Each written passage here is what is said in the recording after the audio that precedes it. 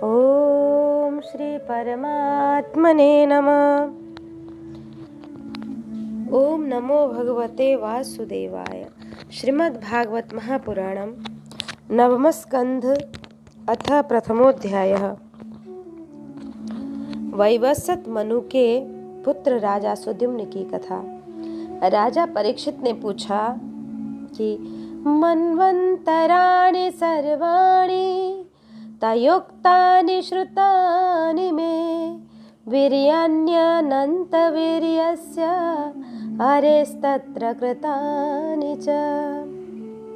भगवन, आपने सब मनवंतरों की और उनमें अनंत शक्तिशाली भगवान के द्वारा किए हुए ऐश्वर्यपूर्ण चरित्रों का वर्णन किया और मैंने उनका श्रवण भी किया। आपने कहा कि पिछले कल्प के अंत में द्रविड़ देश के स्वामी राजर्षि सत्यव्रत ने भगवान की सेवा से ज्ञान प्राप्त किया और वही इस कल्प में वैवस्वत मनु हुए। आपने उनके इक्ष्वाकु आदि नरपति पुत्रों का भी वर्णन किया। ब्राह्मण, अब आप कृपा करके उनके वंश और वंश में रहने वालों का अलग अलग चरित्र वर्णन कीजिए। हे महाभाग, हमारे हृदय में सर्वदा ही कथा सुनने की उत्सुकता बनी रहती है।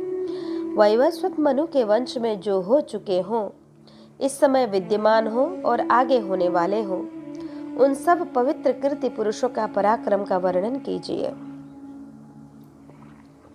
सुत जी कहते हैं, एवं परीक्षिता राजा सदसि ब्रह्मवादिनां पृष्ठ प्रवाच भगवच्छुक परम धर्मवित्। शौनकादि ऋषियों, ब्रह्मवादी ऋषियों की सभा में राजा परीक्षित ने जब यह प्रश्न किया, तब धर्म के मर्मज्ञ भगवान श्री सुखदेव जी महाराज ने कहा कि श्रुतयां मानवो वंशः प्राचुर्येण परन्तप न शक्यते विस्तरतो वक्तुं वर्षशतैरपि। परीक्षित, तुम मनु वंश का वर्णन संक्षेप में सुनो। विस्तार से तो सैकड़ों वर्ष भी उसका वर्णन नहीं किया जा सकता। सैकड़ों वर्षों में भी उसका वर्णन नहीं किया जा सकता। जो परम पुरुष परमात्मा छोटे बड़े सभी प्राणियों के आत्मा है, प्रलय के समय केवल वही थे। यह विश्व तथा और कुछ भी न था। महाराज, उनकी नाभि से एक सुवर्ण में कमल कोश प्रकट हुआ। उसमें चतुर्मुख ब्रह्मा जी का आविर्भाव हुआ। ब्रह्मा जी के मन से मरीचि और मरीचि के पुत्र कश्यप हुए। उनकी धर्म पत्नी दक्ष नंदिनी आदित्य से विवस्वान सूर्य का जन्म हुआ। विवस्वान की संज्ञा नाम की पत्नी से श्राद्ध देव मनु का जन्म हुआ। परीक्षित, परम मनस्वी राजा श्राद्ध देव ने अपनी पत्नी श्रद्धा के गर्भ से 10 पुत्र उत्पन्न किए। उनके नाम थे इक्ष्वाकु, नृग, शर्याति, दिष्ट, दृष्ट, करुष, नरिष्यंत, पृषद्र, नभग और कवि। वैवस्वत मनु पहले संतानहीन थे और उस समय सर्वसमर्थ भगवान वशिष्ठ ने उन्हें संतान प्राप्ति कराने के लिए मित्रा वरुण का यज्ञ कराया था। यज्ञ के आरंभ में केवल दूध पीकर रहने वाली वैवस्वत मनु की धर्मपत्नी श्रद्धा ने अपने होता के पास जाकर प्रणाम किया और उनसे याचना की कि मुझे कन्या ही प्राप्त हो। तब अधर्यु की प्रेरणा से होता बने हुए ब्राह्मण ने श्रद्धा के कथन का स्मरण करके एकाग्र चित्त से वषटकार का उच्चारण करते हुए यज्ञ कुंड में आहुति दी। जब होता ने इस प्रकार विपरीत कर्म किया, तब यज्ञ के फल स्वरूप पुत्र के स्थान पर इला नाम की कन्या प्राप्त हुई। उसे देखकर श्राद्ध देव मनु का मन कुछ विशेष प्रसन्न नहीं हुआ। उन्होंने अपने गुरु वशिष्ठ से कहा, भगवान, आप लोग तो ब्रह्मवादी हैं, आपका कर्म इस प्रकार विपरीत फल देने वाला कैसे हो गया? अरे, यह तो बड़े दुख की बात है। वैदिक कर्म का ऐसा विपरीत फल तो कभी होना नहीं चाहिए। आप लोगों का मंत्र ज्ञान तो पूर्ण है ही, इसके अतिरिक्त आप लोग जितेंद्रिय भी हैं तथा तपस्या के कारण निष्पाप भी हो चुके हैं। देवताओं में असत्य की प्राप्ति के समान आपके संकल्प का यह उल्टा फल कैसे प्राप्त हुआ? परीक्षित, हमारे वृद्ध पितामह भगवान वशिष्ठ ने उनकी यह बात सुनकर जान लिया कि होता ने विपरीत संकल्प किया है, इसलिए उन्होंने वैवस्वत मनु से कहा, राजन, तुम्हारे होता के विपरीत संकल्प से ही हमारा संकल्प ठीक ठीक पूरा नहीं हुआ, फिर भी अपने तप के प्रभाव से मैं तुम्हें श्रेष्ठ पुत्र दूंगा। परीक्षित, परम यशस्वी भगवान वशिष्ठ ने ऐसा निश्चय करके उस इला नाम की कन्या को ही पुरुष बना देने के लिए पुरुषोत्तम भगवान नारायण की स्तुति की। सर्वशक्तिमान भगवान श्री हरि ने संतुष्ट होकर उन्हें मुहमागा वर दिया, जिसके प्रभाव से वह कन्या ही सुद्युम्न नामक श्रेष्ठ पुत्र बन गई। महाराज, एक बार राजा सुद्युम्न शिकार खेलने के लिए सिंधु देश के घोड़े पर सवार होकर कुछ मंत्रियों के साथ वन में गए। वीर सुद्युम्न कवच पहनकर और हाथ में सुंदर धनुष एवं अत्यंत अद्भुत बाण लेकर हिरण्यों का पीछा करते हुए उत्तर दिशा में बहुत आगे बढ़ गए। अंत में सुद्युम्न मेरु पर्वत की तलहटी के एक वन में चले गए। उस वन में भगवान शंकर पार्वती के साथ विहार करते रहते हैं। उसमें प्रवेश करते ही वीरवर सुद्युम्न ने देखा कि मैं स्त्री हो गया हूँ और घोड़ा घोड़ी हो गया है। परीक्षित, साथ ही उनके सब अनुचरों ने भी अपने को स्त्री रूप में देखा। वे सब एक दूसरे का मुंह देखने लगे। उनका चित्त बहुत उदास हो गया। राजा परीक्षित ने पूछा, भगवान, उस भूखंड में ऐसा विचित्र गुण कैसे आया? किसने उसे ऐसा बना दिया? आप कृपा करके हमारे इस प्रश्न का उत्तर दीजिए, क्योंकि हमें बड़ा कौतूहल हो रहा है। श्री सुखदेव जी ने कहा, परीक्षित, एक दिन भगवान शंकर का दर्शन करने के लिए बड़े बड़े व्रतधारी ऋषि अपने तेज से दिशाओं को अंधकार मिटाते हुए उस वन में गए। उस समय अंबिका देवी वस्त्रहीन थी। ऋषियों को सहसा आया देख वे अत्यंत लज्जित हो गईं। झटपट उन्होंने भगवान शंकर की गोद से उठकर वस्त्र धारण किया। ऋषियों ने भी देखा कि भगवान गौरी शंकर इस समय विहार कर रहे हैं, इसलिए वहां से लौट कर वे भगवान नर नारायण के आश्रम में चले गए। उसी समय भगवान शंकर ने अपनी प्रिय भगवती अंबिका को प्रसन्न करने के लिए कहा कि मेरे सिवा जो भी पुरुष इस स्थान में प्रवेश करेगा वही स्त्री हो जाएगा। परीक्षित, तभी से पुरुष उस स्थान में प्रवेश नहीं करते। सुद्युम्न स्त्री हो गए थे, इसलिए वे अपने स्त्री बने हुए अनुचरों के साथ एक वन से दूसरे वन में विचरने लगे। उसी समय शक्तिशाली बुध ने देखा कि मेरे आश्रम के पास ही बहुत सी स्त्रियों से घिरी हुई एक सुंदरी स्त्री विचर रही है। उन्होंने इच्छा की कि यह मुझे प्राप्त हो। उस सुंदरी स्त्री ने भी चंद्र कुमार बुध को पति बनाना चाहा। इस पर बुध ने उसके गर्भ से पुरुरवा नामक पुत्र उत्पन्न किया। इस प्रकार मनुपुत्र राजा सुद्युम्न स्त्री हो गए। ऐसा सुनते ही कि उन्होंने उस अवस्था में अपने कुल पुरोहित वशिष्ठ जी का स्मरण किया। सुद्युम्न की यह दशा देखकर वशिष्ठ जी के हृदय में कृपावश अत्यंत पीड़ा हुई। उन्होंने सुद्युम्न को पुनः पुरुष बना देने के लिए भगवान शंकर की आराधना की।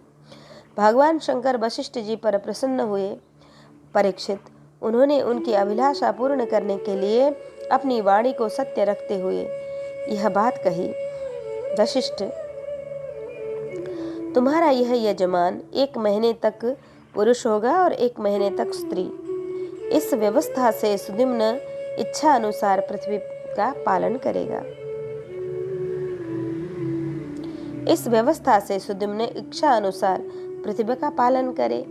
इस प्रकार वशिष्ठ जी के अनुग्रह से व्यवस्था पूर्वक अभिष्ट पुरुषत्व लाभ करके सुद्युम्न पृथ्वी का पालन करने लगे, परंतु प्रजा उनका अभिनंदन नहीं किया करती थी। उनके 3 पुत्र हुए, उत्कल, गय और विमल। परीक्षित, वे सब दक्षिणा पथ के राजा हुए।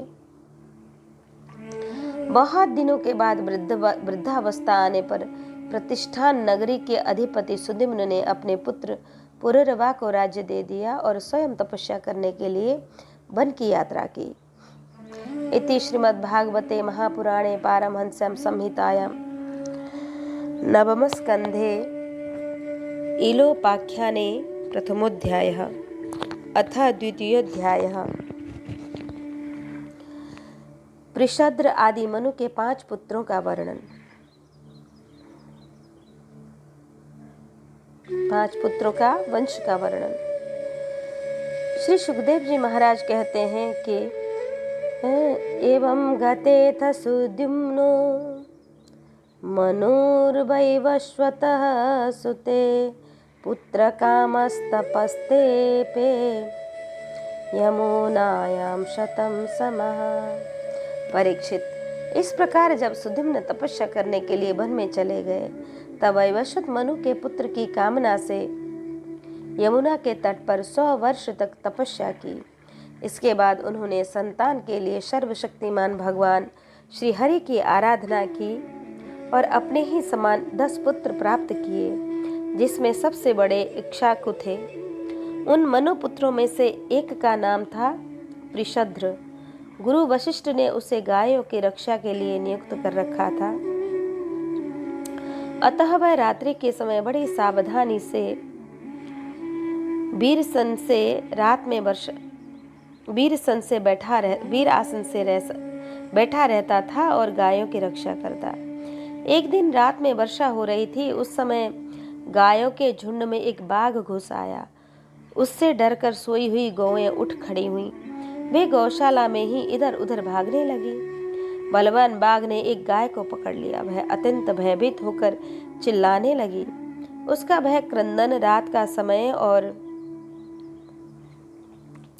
उसका भय क्रंदन सुनकर पृषद्र गाय के पास दौड़ा आया। एक तो रात का समय और दूसरे घनघोर घटाओं से आच्छादित होने के कारण तारे भी नहीं दिखते थे। उसने हाथ में तलवार उठाकर अनजाने में ही बड़े वेग से गाय का सिर काट दिया। वह समझ रहा था कि यह बाघ है। तलवार की नोक से बाघ की कान कट गई। वह अत्यंत भयभीत होकर रास्ते में खून गिराता हुआ वहां से निकल भागा। शत्रुदमन पृषद्र ने यह समझा कि बाघ मर गया, परंतु रात बीतने पर उसने देखा कि मैंने तो गाय को ही मार डाला है। इससे उसे बड़ा दुख हुआ।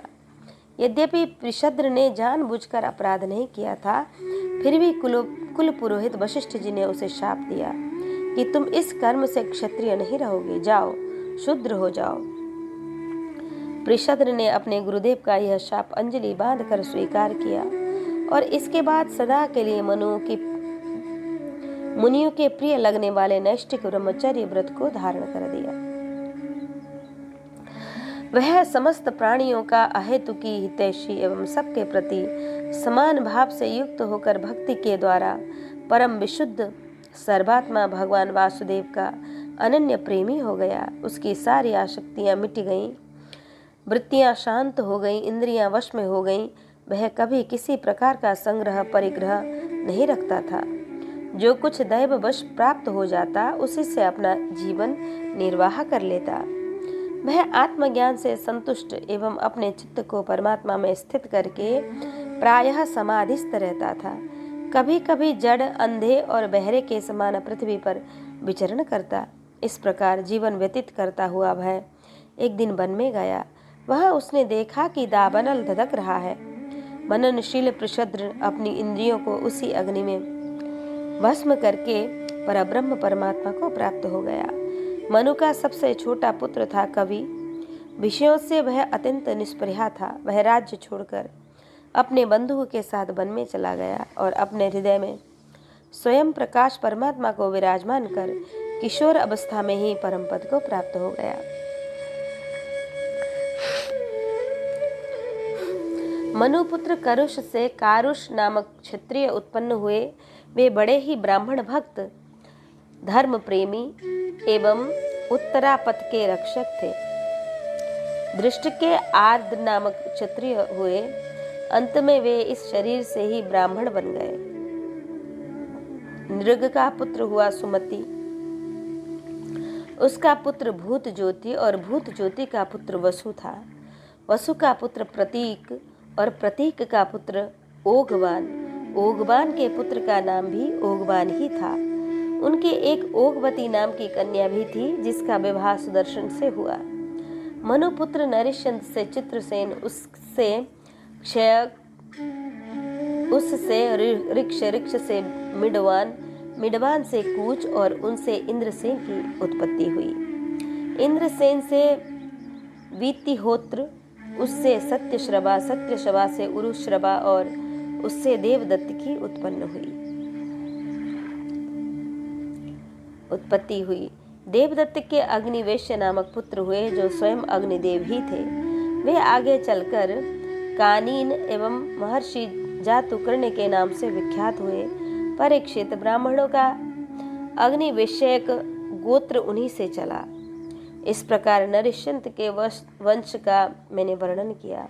अब दिष्ट का वंश सुनो। दिष्ट के पुत्र का नाम था नाभाग। उस नाभाग से अलग उस नाभाग से अलग है, जिसका मैं आगे वर्णन करूंगा। वह अपने कर्म के कारण वैश्य हो गया। उसका पुत्र हुआ भल्लंदन और उसका वत्सप्रीति, वत्सप्रीति का प्राशु और प्राशु का पुत्र हुआ प्रमति। प्रमति की खनित्र, खनित्र के चाक्षु और उनके विविंशति हुए। विविंशति के पुत्र रंभ और रंभ के पुत्र खनिनेत्र, दोनों ही परम धार्मिक हुए। उनके पुत्र करदम और करंदम के अभिक्षित महाराज परीक्षित। अभिक्षित के पुत्र मरुत चक्रवर्ती राजा हुए। उनसे अंगिरा के पुत्र महायोगी सर्वत्र ऋषि ने यज्ञ कराया था। मरुत का यज्ञ जैसा हुआ वैसा और किसी का नहीं हुआ। उस यज्ञ के समस्त छोटे बड़े पात्र अत्यंत सुंदर एवं सोने के बने हुए थे। उस यज्ञ में इंद्र सोमपान करके मतवाले ही हो गए थे और दक्षिणाओं से ब्राह्मण तृप्त हो गए थे।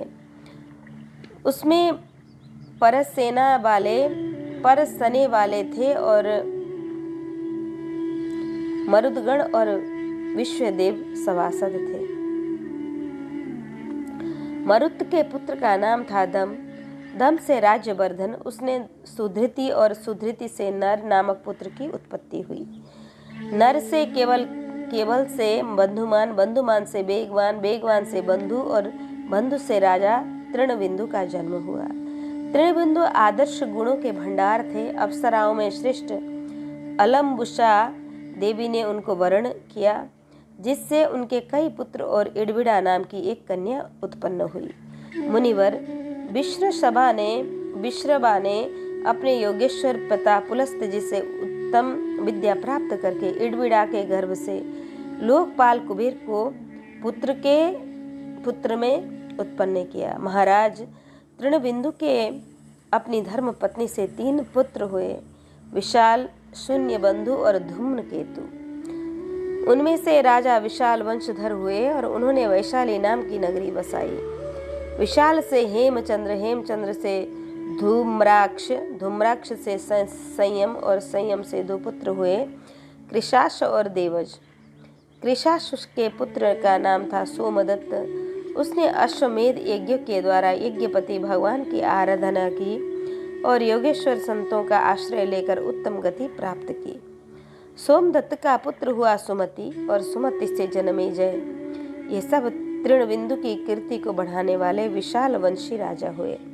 इति श्रीमद्भागवते महापुराणे पारमहंसं संहितायां नवमस्कन्धे द्वितीयोऽध्यायः।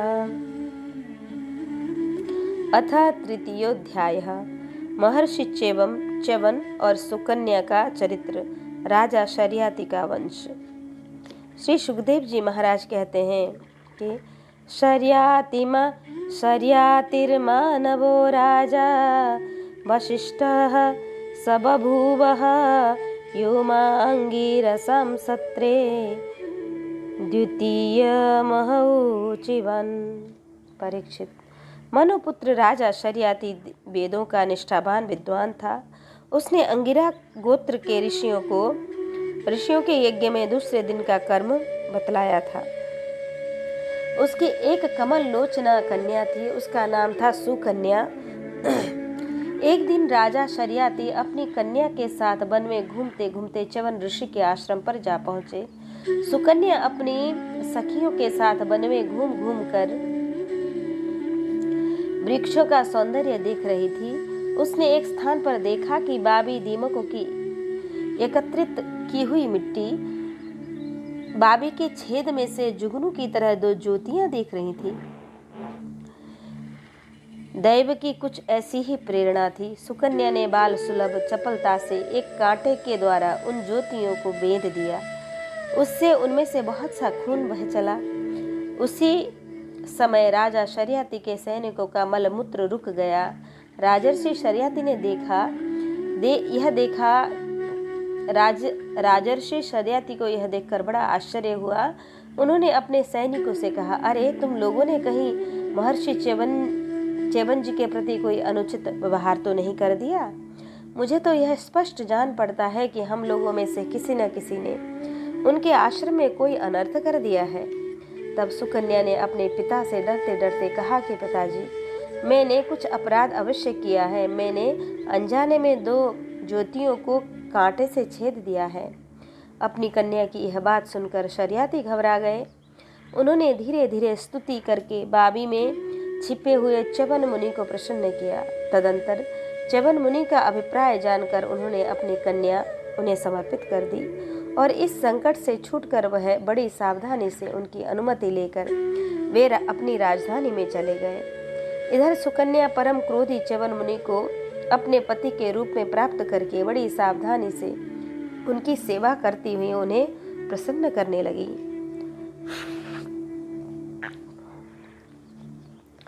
वह उनकी मनोवृत्ति को जानकर उनके अनुसार ही बर्ताव करती थी। कुछ समय बीत जाने पर उनके आश्रम पर दोनों अश्विनी कुमार आए।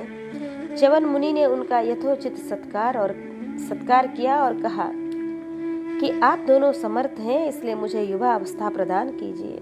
मेरा रूप एवं अवस्था ऐसी कर दीजिए जिसे युवती स्त्रियां चाहती हैं। मैं जानता हूँ कि आप लोग सोमपान के अधिकारी नहीं हैं, फिर भी मैं आपको यज्ञ में सोमरस का भाग दूंगा। वैद्य शिरोमणि अश्विनी कुमारों ने महर्षि च्यवन का अभिनंदन करके कहा, ठीक है, और इसके बाद उनसे कहा कि यह सिद्धों के द्वारा बनाया हुआ कुंड है, आप इसमें स्नान कीजिए। च्यवन मुनि के शरीर को बुढ़ापे ने घेर रखा था। सब और नसें दिख रही थी।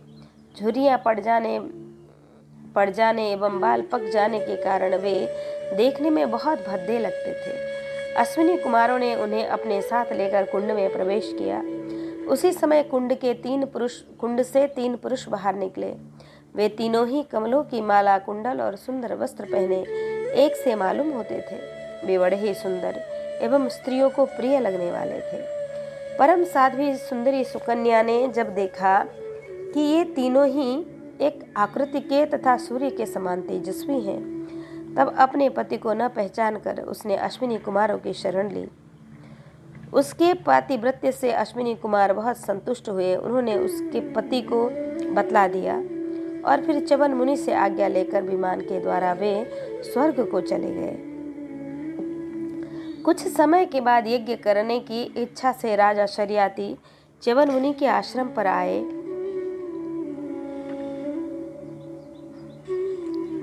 वह उन्होंने देखा कि उनकी कन्या सुकन्या के पास एक सूर्य के समान तेजस्वी पुरुष बैठा है। सुकन्या ने उनके चरणों की वंदना की। शर्याति ने उसे आशीर्वाद नहीं दिया और कुछ अप्रसन्न होकर बोले, दुष्टे, यह तूने क्या किया? क्या तूने सबके वंदनीय च्यवन मुनि को धोखा दे दिया? अवश्य ही तूने उनको बूढ़ा और अपने काम का न समझकर छोड़ दिया और अब तू इस राह चलते जार पुरुष की सेवा कर रही है।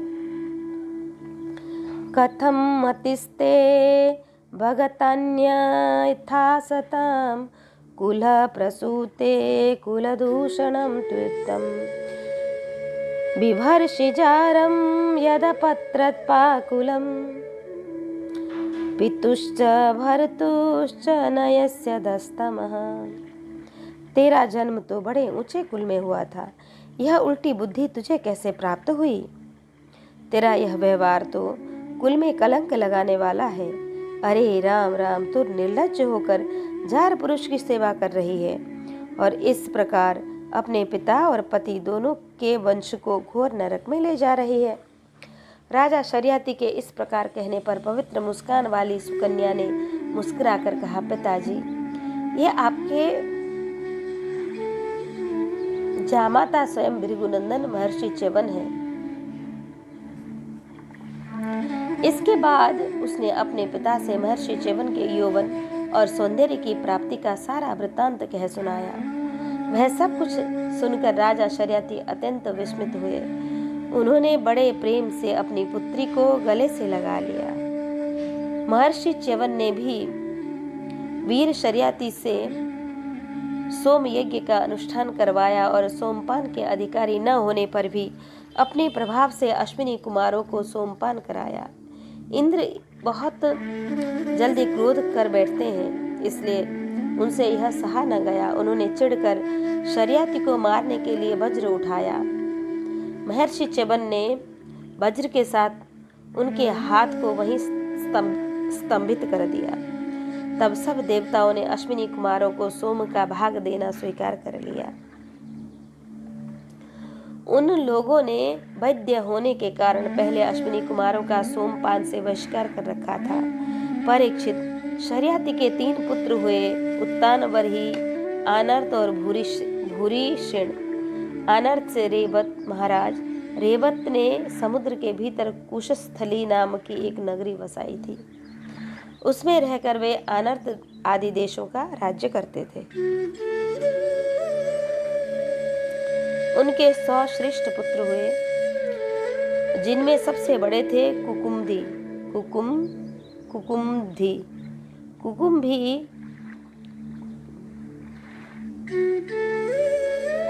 अपनी कन्या रेवती को लेकर उनके लिए वर पूछने के उद्देश्य से ब्रह्मा जी के पास गए। उस समय ब्रह्मलोक का रास्ता ऐसे लोगों के लिए बेरोक टोक था। ब्रह्मलोक में गाने बजाने की धूम मची हुई थी। बातचीत के लिए अवसर न मिलने पर कुछ क्षण वहीं ठहर गए। उत्सव के अंत में ब्रह्मा जी को नमस्कार करके उन्होंने अपना अभिप्राय निवेदन किया। उनकी बात सुनकर भगवान ब्रह्मा जी हंसकर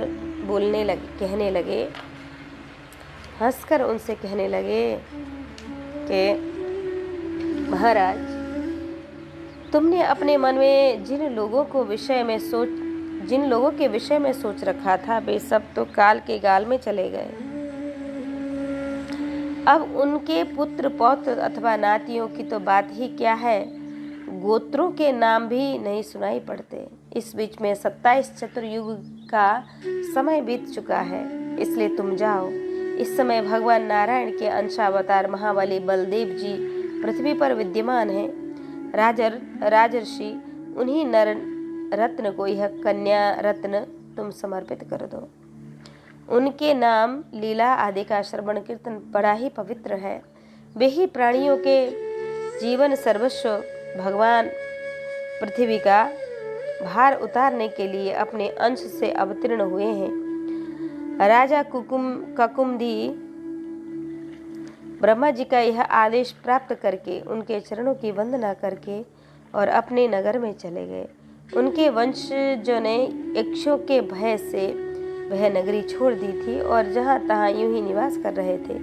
राजा कुकुमदी ने अपनी सर्वांग सुंदरी पुत्री परम बलशाली बलराम जी को सौंपी और स्वयं तपस्या करने के लिए भगवान नर नारायण के आश्रम बद्रिकाश्रम की ओर चल दिए। इति श्रीमद्भागवते महापुराणे पारमहंस्यां संहितायां नवमस्कंधे तृतीयोऽध्यायः अथ चतुर्थोऽध्यायः नाभाग और अम्बरीश की कथा। श्री सुखदेव जी महाराज कहते हैं, नाभागो नभगापत्यं यं ततं भ्रातरः कविं यविष्टं व्यभजनदायं ब्रह्मचारिणमागतम्। परीक्षित, मनुपुत्र नभ का पुत्र था नाभाग। वह दीर्घकालीन तक ब्रह्मचर्य का पालन करके लौटा। तब बड़े भाइयों ने अपने छोटे किंतु विद्वान भाई को हिस्से में केवल पिता को ही दिया।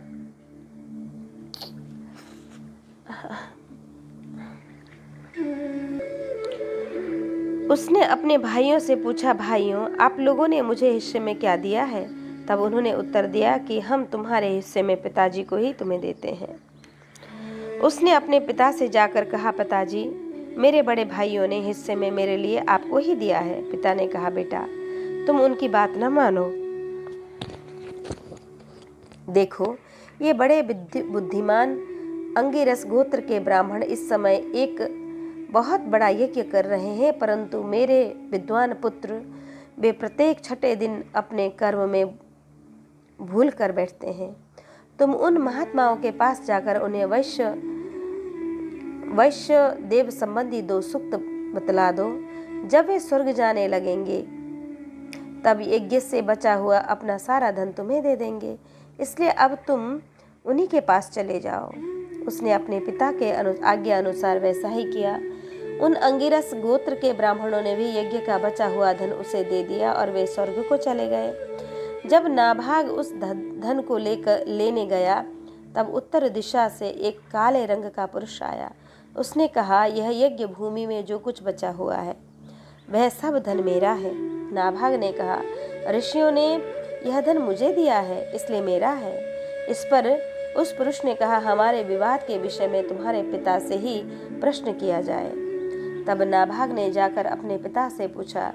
पिता ने कहा, एक बार दक्ष प्रजापति के यज्ञ में ऋषि लोग यह निश्चय कर चुके थे कि यज्ञ भूमि में जो कुछ बचा रहेगा वह सब रुद्रदेव का हिस्सा है, इसलिए वह धन तो महादेव जी को ही मिलना चाहिए। नाभाग ने जाकर उन काले रंग के पुरुष रुद्र भगवान को प्रणाम किया और कहा, प्रभु, यज्ञ भूमि की सभी वस्तुएं आपकी हैं। मेरे पिता ने ऐसा ही कहा है। भगवान, मुझसे अपराध हुआ है, मैं सिर झुकाकर आपसे क्षमा मांगता हूँ। तब भगवान रुद्र ने कहा, तुम्हारे पिता ने धर्म के अनुकूल निर्णय दिया है और तुमने भी मुझसे सत्य ही कहा है। तुम वेदों का अर्थ तो पहले से ही जानते हो। अब मैं तुम्हें सनातन ब्रह्म तत्व का ज्ञान देता हूँ। यहाँ यज्ञ में बचा हुआ मेरा जो अंश है, यह धन भी मैं तुम्हें ही दे रहा हूँ, तुम इसे स्वीकार करो। इतना कहकर सत्य प्रेमी भगवान रुद्र अंतर्ध्यान हो गए। जो मनुष्य प्रातः और सायंकाल एकाग्र चित्त से इस आख्यान का स्मरण करता है वह प्रतिभाशाली एवं वेदज्ञ हो ही जाता है, साथ ही अपने स्वरूप को भी जान लेता है। नाभाग के पुत्र हुए अम्बरीश वे भगवान के बड़े प्रेमी एवं उदार महात्मा थे। जो ब्रह्मशाप कभी नहीं रोका जा सकता वह भी अम्बरीश का स्पर्श न कर सका। राजा परीक्षित ने पूछा कि भगवान, में परम ज्ञानी महर्षि राजर्षि अम्बरीश का चरित्र सुनना चाहता हूँ। ब्राह्मण ने क्रोधित होकर उन्हें ऐसा दंड दिया जो किसी प्रकार टल नहीं सकता था, परंतु वह भी उनका कुछ न कर बिगाड़ सका। श्री सुखदेव जी महाराज ने कहा, अम्बरीशो महाभागः सप्तद्वीपवती महिम् अव्ययां च श्रियं लब्धा विभवं चातुलं भुवि। परीक्षित, अम्बरीश बड़े भाग्यवान थे। पृथ्वी के 7 द्वीप, अचल संपत्ति और अतुलनीय ऐश्वर्य उनको प्राप्त था। यद्यपि ये सब साधारण मनुष्य के लिए अत्यंत दुर्लभ वस्तुएं हैं, फिर भी वे इन्हें स्वप्न तुल्य समझते थे, क्योंकि वे जानते थे कि जिस धन वैभव के लोभ में पड़कर मनुष्य घोर नरक में जाता है वह केवल 4 दिन की चांदनी है।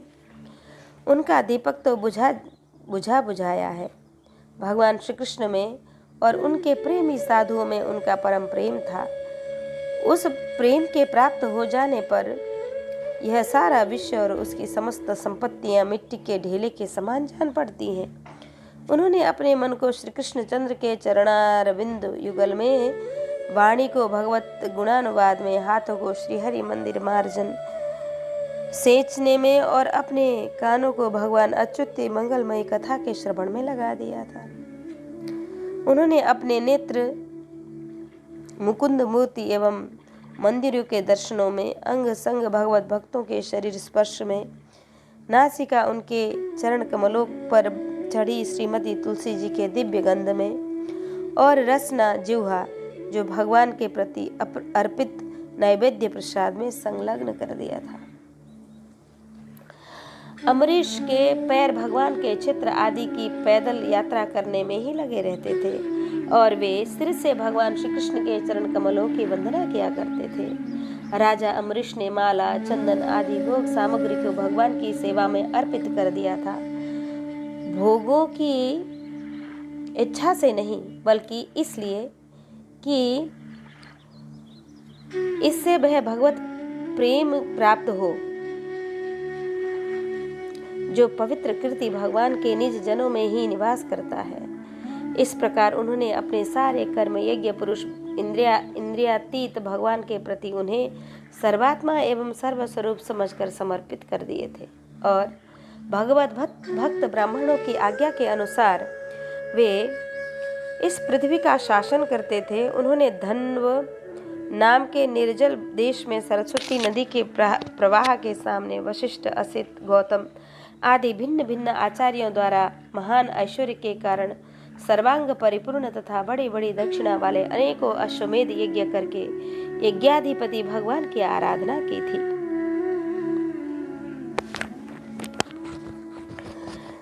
इनके यज्ञों में देवताओं के साथ जब सदस्य और ऋतज बैठ जाते थे तब उनकी पलकें नहीं पड़ती थीं और वे अपने सुंदर वस्त्र और वैसे ही रूप के कारण देवताओं के समान दिखाई पड़ते थे।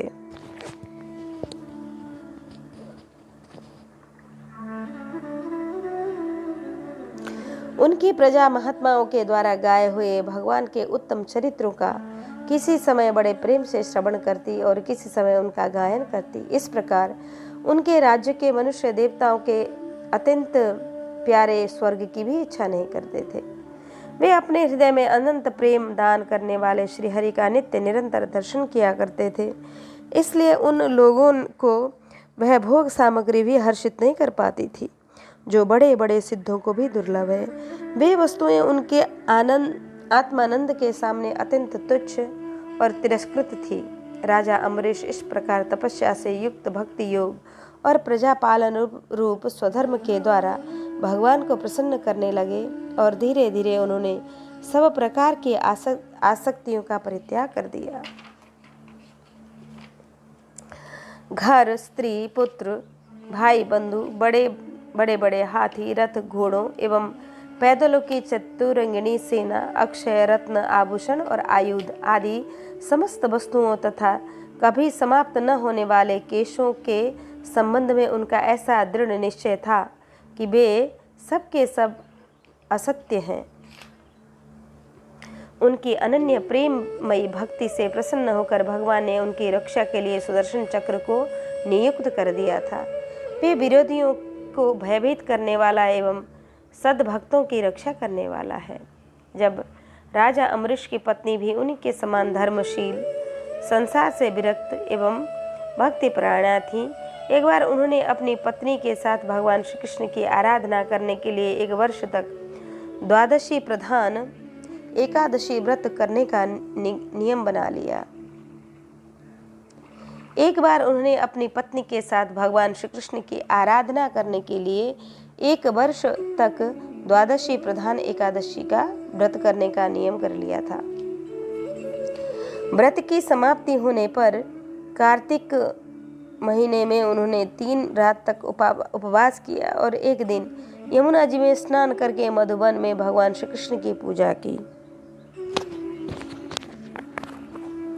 उन्होंने महाअभिषेक की विधि से सब प्रकार की सामग्री और संपत्ति द्वारा भगवान का अभिषेक किया और हृदय से तन्मय होकर वस्त्र, आभूषण, चंदन, माला एवं अर्घ्य आदि के द्वारा उनकी पूजा की। यद्यपि महाभगवान भाग्यवान ब्राह्मणों को इस पूजा की कोई आवश्यकता नहीं थी। स्वयं ही उनकी सारी कामनाएं पूर्ण हो चुकी थीं। वे सिद्ध थे। तथापि राजा अम्बरीश ने भक्तिभाव से उनका पूजन किया। तत्पश्चात पहले ब्राह्मणों को स्वादिष्ट और अत्यंत गुणकारी भोजन कराकर उन लोगों के घर 60 करोड़ गौएं सुसज्जित करके भिजवा दी। उन गौओं के सींग स्वर्ण और खुर चांदी के मढ़े हुए थे। सुंदर सुंदर वस्त्र उन्हें ओढ़ा दिए गए थे। वे गौएं बड़ी सुशील, छोटी अवस्था की, देखने में बहुत सुंदर, बछड़े वाली और खूब दूध देने वाली थीं। उनके साथ धोने की उपयुक्त सामग्री भी उन्हें भिजवा दी गई। जब ब्राह्मणों को सब कुछ मिल चुका, तब राजा ने उन लोगों से आज्ञा लेकर व्रत का पारण करने की तैयारी की। उसी समय शाप और वरदान देने में समर्थ स्वयं दुर्वासा जी भी उनके यहाँ अतिथि के रूप में पधारे। राजा अम्बरीश ने उन्हें देखते ही उठकर खड़े होकर उन्हें आसन दिया और बिठाया और विधि पूर्वक सामग्रियों से अतिथि के रूप में आए हुए दुर्वासा जी की पूजा अर्चना की। उनके चरणों में प्रणाम करके अम्बरीश ने भोजन के लिए प्रार्थना की।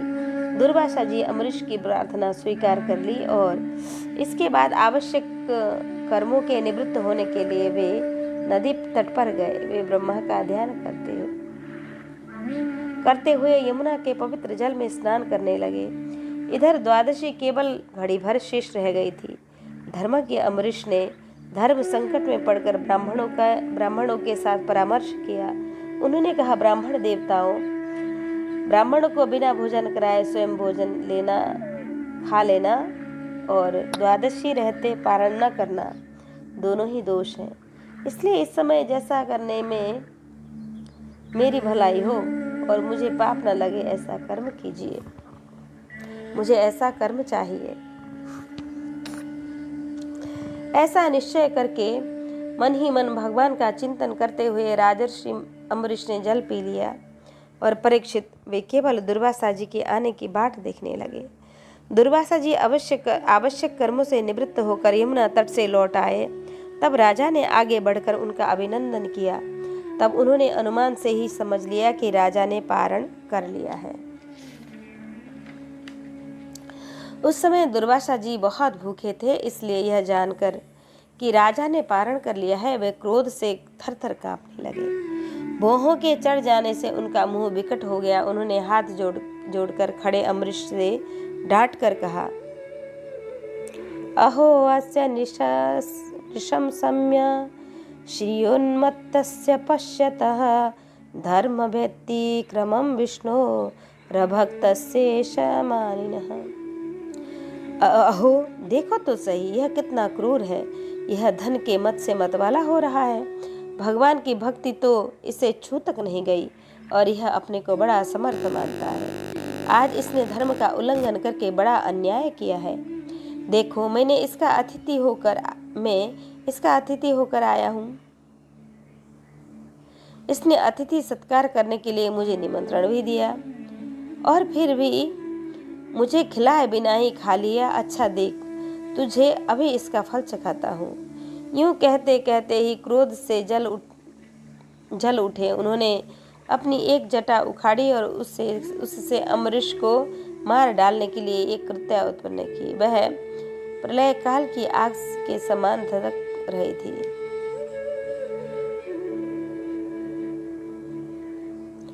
वह आग के समान जलती हुई हाथ में तलवार लेकर राजा अम्बरीश पर टूट पड़ी। उस पर उसके पैरों की धमक से पृथ्वी कांप रही थी, परंतु राजा अम्बरीश ने उसे देखकर उससे तनिक भी विचलित न हुए। वे एक पग भी नहीं हटे, जो के त्यों ही खड़े रहे।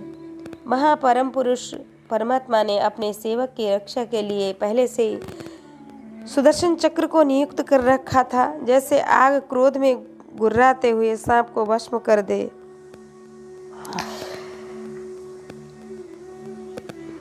वैसे ही चक्र ने दुर्वासा जी की कृत्या को जलाकर राख का ढेर कर दिया। जब दुर्वासा जी ने देखा कि मेरी बनाई हुई कृत्या तो जल रही है और चक्र मेरी ओर आ रहा है। तब वे भयभीत हो अपने प्राण बचाने के लिए वहां से छोड़कर एकाएक भाग निकले। जैसे ऊंची ऊंची लपटों वाला दानव नल सांप के पीछे दौड़ता है, वैसे ही भगवान का चक्र उनके पीछे पीछे दौड़ने लगा। जब दुर्वासा जी ने देखा कि चक्र तो मेरे पीछे लग गया है, तब सुमेरु पर्वत की गुफा में प्रवेश करने के लिए वे उसी ओर दौड़ पड़े। दुर्वासा जी दिशा, आकाश, पृथ्वी, अतल वितल आदि के नीचे के लोक, समुद्र, लोकपाल और उनके द्वारा सुरक्षित और लोग एवं स्वर्ग तक में चले गए। परंतु जहाँ जहाँ वे गए वहीं वहीं उन्होंने असह्य तेज वाले सुदर्शन चक्र को अपने पीछे लगा देखा। तब उन्हें कहीं भी कोई रक्षक न मिला। तब तो वे और भी डर गए। अपने लिए प्राण ढूंढते हुए वे देव शिरोमणि ब्रह्मा जी के पास गए और बोले कि ब्रह्मा जी, आप स्वयंभू हैं, आप तो स्वयंभू हैं। भगवान के इस तेजोमय चक्र से मेरी रक्षा करिए।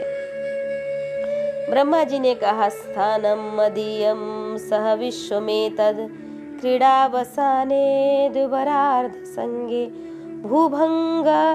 भ्रूभंग मात्रेण ही संधि दधो दक्षो कालात्मनो यस्य तिरो भविष्यति।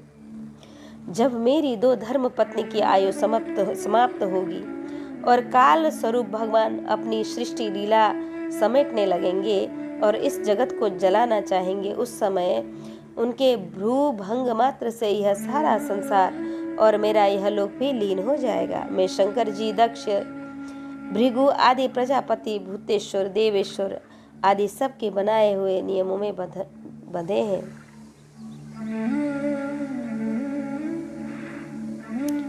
तथा जिनकी आज्ञा शिरोधार्य करके हम लोग संसार का हित करते हैं, उनके भक्त के द्रोही को बचाने के लिए हम समर्थ नहीं हैं। जब ब्रह्मा जी ने इस प्रकार दुर्वासा जी को निराश कर दिया, तब भगवान के चक्र से संतप्त होकर वे कैलाश पर्वत भगवान शंकर की शरण में गए। महादेव जी ने कहा, वयं न तात प्रभवास भूम्नि यस्मिन् परन्येप्यज जीवकोशः भवन्ति काले न भवन्ति ईदृशा शास्त्रशोय यत्र वयं भ्रमामः। दुर्वासा जी, जिन अनंत परमेश्वर में ब्रह्मा जैसे जीव और उनके उपाधिपति कोश इस ब्रह्मांड के समान ही अनेकों ब्रह्मांड समय पर पैदा होते हैं और समय आने पर फिर उनका पता भी नहीं चलता, जिनमें हमारे जैसे हजारों चक्कर काटते रहते हैं, जैसे हमारे तरह हजारों चक्कर काटते रहते हैं, उन प्रभु के संबंध में हम कुछ भी करने की सामर्थ्य नहीं रखते। इसलिए मैं सनत कुमार, नारद, भगवान ब्रह्मा, कपिल देव, अपांतरतम, देवल, धर्म, आसुरी तथा मरीचि आदि दूसरे सर्वज्ञ सिद्धेश्वर, ये सभी भगवान की माया को नहीं जान सकते, क्योंकि हम उसी माया के घेरे में हैं। यह चक्र उन विश्वेश्वर का शस्त्र है। यह हम लोग के लिए असह्य है। तुम उन्हीं के शरण में जाओ, वे भगवान ही तुम्हारा मंगल करेंगे। वहां से भी निराश होकर दुर्वासा भगवान के परमधाम वैकुंठ गए। लक्ष्मीपति भगवान लक्ष्मी के साथ वहीं निवास करते हैं। दुर्वासा जी भगवान के चक्र की आग से जल रहे थे। वे कांपते हुए भगवान के चरणों में गिर पड़े। उन्होंने कहा, हे अच्युत, हे अनंत, आप संतों के एकमात्र वांछनीय हैं। प्रभु, विश्व के जीवन दाता मैं अपराधी हूँ, आप मेरी रक्षा कीजिए। आपका परम प्रभाव न जानने के कारण मैंने आपके प्यारे भक्त का अपराध किया है। प्रभु, आप मुझे उससे बचाइए। आपके तो नाम का ही उच्चारण करने से नार के जीव भी मुक्त हो जाते हैं, नरक के जीव भी मुक्त हो जाते हैं। श्री भगवान ने कहा, अहम भक्त पराधीनो यस्वतंत्रैव द्विजः साधुर्भिग्रहः साधुभिर्ग्रस्तहृदयो भक्तैर्भक्तजनप्रिय। दुर्वासा जी, मैं सर्वथा भक्तों के अधीन हूँ। मुझ में तनिक भी स्वतंत्रता नहीं है। मेरे सीधे साधे सरल भक्त ने मेरे हृदय को अपने हाथ में रख रखा है। भक्तजन मुझे प्यार करते हैं और मैं उनसे। ब्राह्मण अपने भक्तों का एकमात्र आश्रय में ही हूँ, इसलिए अपने साधु स्वभाव भक्तों को छोड़कर मैं न तो अपने आप को चाहता हूँ और न अपनी अर्धांगिनी विनाश रहित लक्ष्मी को, जो भक्त स्त्री पुत्र गृह गुरुजन प्राण धन इहलोक और परलोक सबको छोड़कर केवल मेरी शरण में आ गए हैं। उन्हें छोड़ने का संकल्प भी मैं कैसे कर सकता हूँ। जैसे सती स्त्री अपनी पातिव्रत्य से सदाचारी पति को वश में कर लेती है, वैसे ही मेरे साथ अपने हृदय को प्रेम बंधन से बांध रखने वाले समदर्शी साधु भक्ति के द्वारा मुझे अपने वश में कर लेते हैं। मेरे अन्य प्रेमी भक्त सेवा से ही अपने को परिपूर्ण कृतकृत्य मानते हैं। मेरी सेवा के फल स्वरूप जब उन्हें सालोक्य सारूप्य आदि मुक्तियां प्राप्त होती हैं, तब वे उन्हें भी स्वीकार करना नहीं चाहते। फिर समय के फेर से नष्ट हो जाने वाले वस्तुओं की तो बात ही क्या है। दुर्वासा जी, मैं आपसे और क्या कहूँ। मेरे प्रेमी भक्त तो मेरे हृदय में है और उन प्रेमी भक्तों का हृदय मेरे हृदय में है। मैं उनके हृदय में हूँ। वे मेरे अतिरिक्त और कुछ भी नहीं जानते, मैं उनके अतिरिक्त कुछ और नहीं जानता। इसमें संदेह नहीं कि ब्राह्मणों के लिए तपस्या और विद्या परम कल्याण के साधन है, परंतु यदि ब्रह्मांड उद्दंड और अन्यायी हो जाए तो वे ही दोनों उल्टा फल देने लगते हैं। दुर्वासा जी, आपका कल्याण हो। आप नाभाग नंदन परम भाग्यशाली राजा अमरीश के पास जाइए और उनसे क्षमा मांगिए, तब आपको शांति मिलेगी। इति श्रीमद्भागवते पारमहंस्यां संहितायां नवम स्कंदे अम्बरीश चरिते चतुर्थोऽध्यायः। कृष्णाय वासुदेवाय हरये परमात्मने प्रणतक्लेशनाशाय गोविन्दाय नमो नमः।